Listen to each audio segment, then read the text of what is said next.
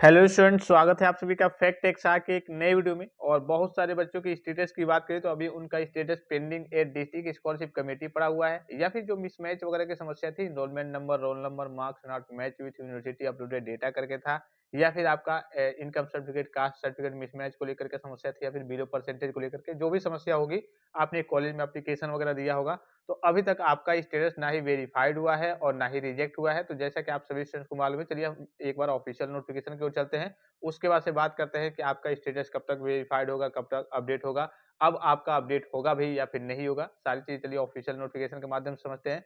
सबसे पहले तो सभी स्टूडेंट से रिक्वेस्ट है कि स्कॉलरशिप की ऑफिशियल और ऑथेंटिक जानकारी के लिए आप सभी स्टूडेंट चैनल को सब्सक्राइब कीजिए, बेल आइकन को प्रेस करके ऑल पे क्लिक कर लीजिए।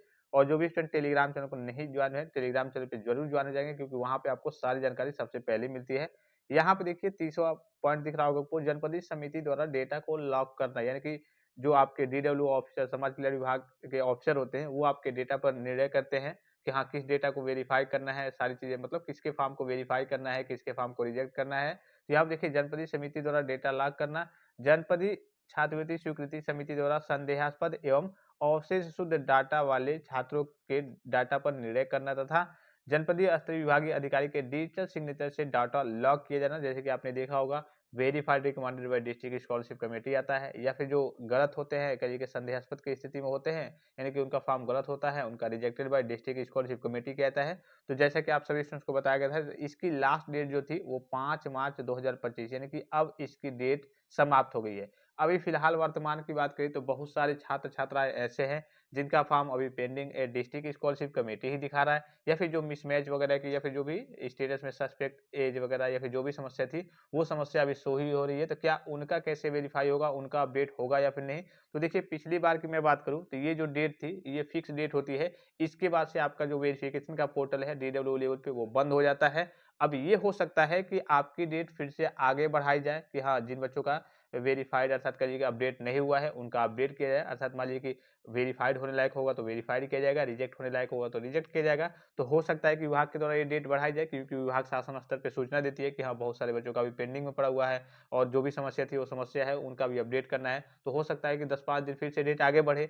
ये भी हो सकता है कि आपका अपडेट हो गया होगा, वहां से ऑनलाइन तरीके से अपडेट हो गया होगा, वेरीफाइड या फिर लॉक कर दिया गया होगा, लेकिन जो आपका वेबसाइट है उस पे अभी शो नहीं हो रहा होगा। तो हो सकता है पिछली बार 1, 2, 3 दिन तक, 3 दिन बाद तक देखने को मिला था। तो ये भी हो सकता है कि मान लीजिए कभी आपका पेंडिंग दिखा रहा होगा, या फिर जो मिसमैच की समस्या होगी वो दिखा रही होगी, लेकिन वो ऑनलाइन तरीके से वहां से डीडब्ल्यू लेवल से आपका अपडेट कर दिया गया है, वेरीफाइड या फिर रिजेक्ट जो भी करने लायक होगा उसको कर दिया गया होगा। लेकिन अभी जो आप जाकर के स्टेटस वगैरह चेक कर रहे होंगे वेबसाइट पे यूपी स्कॉलरशिप की, वहां पे अपडेट नहीं हुआ होगा। तो वहां पे हो सकता है कि 1 दिन, 2 दिन, पिछली बार 3 दिन तक भी बच्चों का स्टेटस अपडेट हुआ था। जैसे कि वहां पे आपका दिखाएगा verified recommended by district scholarship committee 5 मार्च 2025, ठीक है, 5 मार्च 2025 वेरिफिकेशन का लास्ट डेट आपका दिखाएगा जब वेरीफाइड हो जाएगा तो। और अपडेट हुआ था जाकर के 3 दिन बाद, यानी कि मोटा मोटी अभी मैं इस बार का एग्जांपल लेकर के बताऊं तो हो सकता है कि आपका आज के डेट में, या फिर कल के डेट में, या फिर 8 तारीख तक आप वेट कीजिए। 8 तारीख तक आप चेक कीजिए। 8 तारीख तक अगर आपका नहीं दिखा रहा है verified recommended by district scholarship committee, या फिर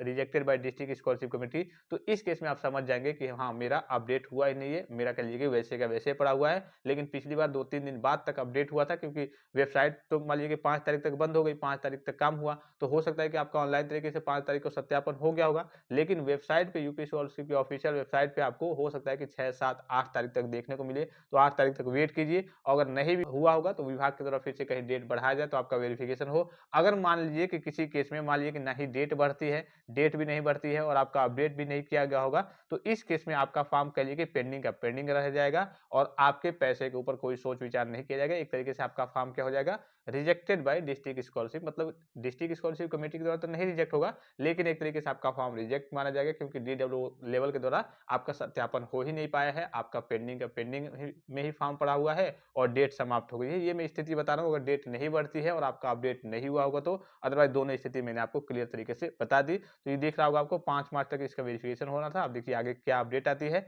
और 10 मार्च तक मैंने आपको बताया था कि जो जनरल वाले बच्चे हैं और सभी बच्चों का कहिए कि जो ट्रेजरी स्टेटस है वो लग जाएगा, जो पैसा है, बिल है, वो लग जाता है, मतलब कि ट्रेजरी बिल लग जाता है, उनका अमाउंट वगैरह वहां पे दिखाने लगता है, और उसके 5 दिन, 10 दिन, या फिर हो सकता है 15 दिन के अंतराल में आपका पैसा अपने बैंक अकाउंट में देखने को मिल जाएगा। तो वही 20 मार्च 2025 तक आपको पैसा अपने बैंक बैंक अकाउंट में देखने को मिल जाएगा। तो आई होप कि ये वीडियो आपको काफ़ी ज़्यादा हेल्पफुल और इन्फॉर्मेटिव लगा होगा, और किसी प्रकार का संदेह हो, कोई जानकारी चाहिए तो आप कमेंट बॉक्स में कमेंट करके पूछ सकते हैं। फिलहाल इस वीडियो में इतना ही, इजाज़त दीजिए। धन्यवाद। Thanks for watching. मिलते हैं नेक्स्ट वीडियो में।